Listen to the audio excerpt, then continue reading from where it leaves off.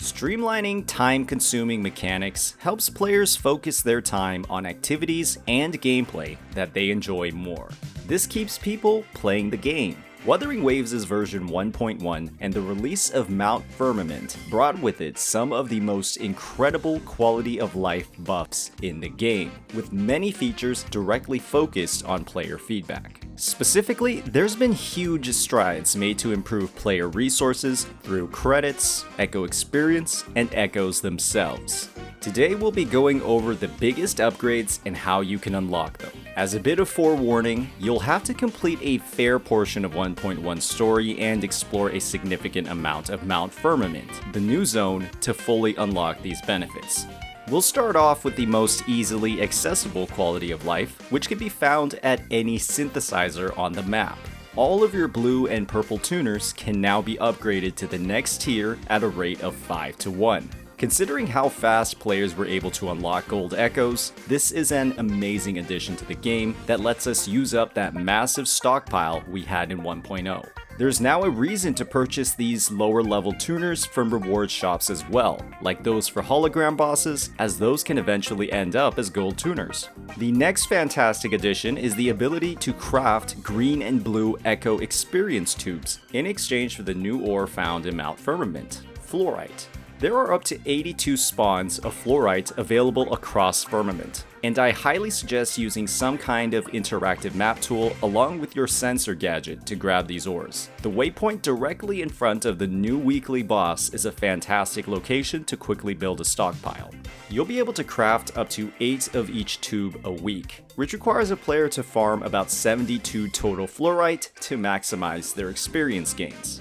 Another QOL related to Echoes and Echo experience is the massive reduction in credit cost when raising Echo levels. This is a 75% reduction in shell credit cost compared to version 1.0, and will definitely help players manage that credit stockpile as they gear up their roster for challenging content. Considering the massive expense previously associated with recycling highly leveled echoes, this is an incredibly welcome addition. Unfortunately, using tuners still costs the same 2,000 credits per substat as seen in 1.0.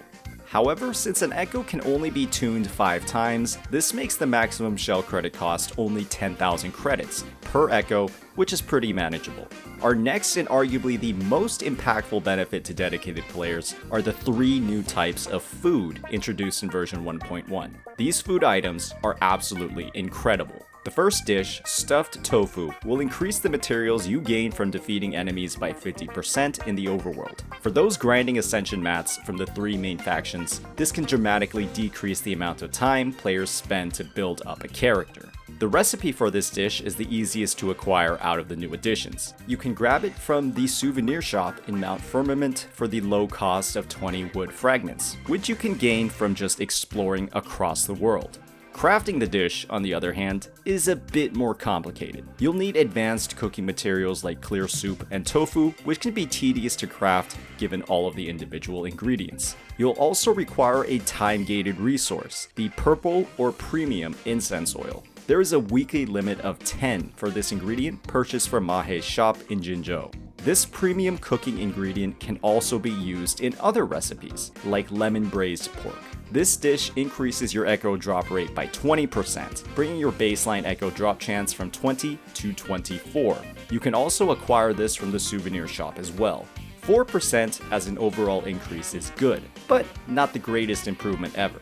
This next dish takes your 20% baseline echo drop rate and bumps it all the way up to 30%. Sweet and sour pork is the ultimate version of lemon braised pork, increasing your echo drop rate by a whopping 50%.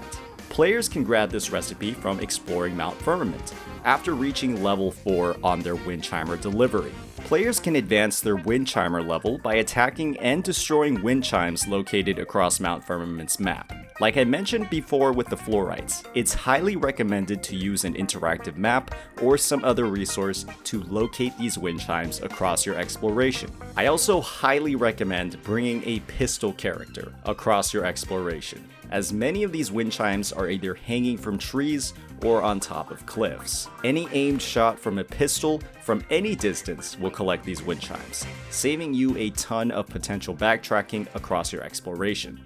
Reaching Wind Chime level 4 is also required for the Mount Firmament exploration event, granting a nice reward of credits, astrites, and echo experience. So this is something that players should prioritize anyways. The last big bonus for completing Windchimer delivery is the fact that your last 2 sequence nodes for Spectral Rover are locked behind this exploration. Bringing us back to food, sweet and sour pork is a bit more expensive than stuffed tofu. This recipe requires the gold incense oil. Like the purple incense oils, this is also purchased from Mahe, but is capped at only 5 purchases a week. These incense oils also cost a fair number of credits, around 30,000, making the total potential expense for gold incense around 150k shell credits a week. Capping out your 10 purple incense will also cost you 50k, making the total expense for these limited oils around 200k every week. These dishes can get pretty expensive. Luckily, there's a third dish that helps to solve this problem. Chili sauce tofu is another premium dish that will increase the shell credits gained from enemies in the overworld by 50%. Unfortunately, there's currently no available information on where you can actually acquire this recipe, and with that recipe, what actual ingredients you need to craft the dish. However, based off the previous recipe information, it's very likely that this dish will require either of the 2 premium incense oils to cook.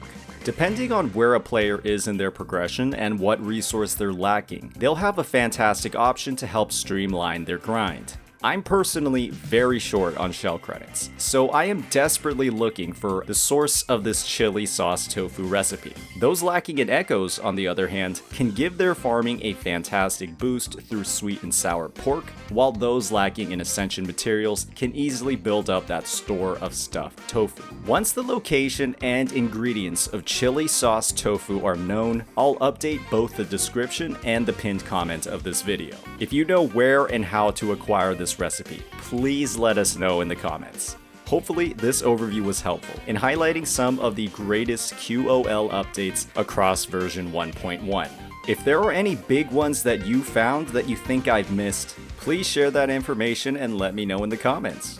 There are likely many more additions that Kuro has made that are going to be revealed at later dates, so I'll be keeping an eye out on some of those potential future additions.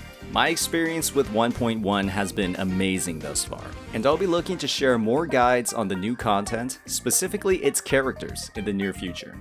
Till then, peace out.